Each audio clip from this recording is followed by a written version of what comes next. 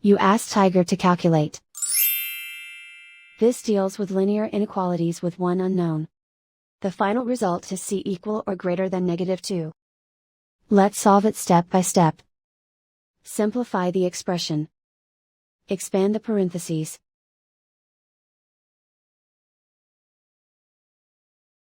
Simplify the arithmetic.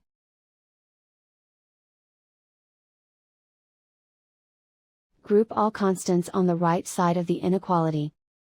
Add 12 to both sides.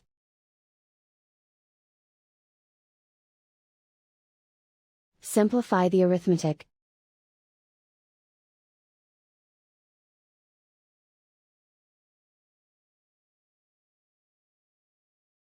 Isolate the c. Divide both sides by 4.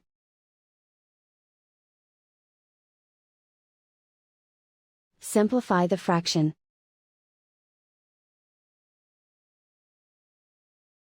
Find the greatest common factor of the numerator and denominator.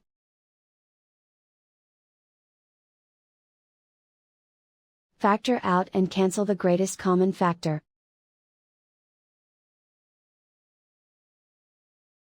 Plot the solution on a coordinate grid.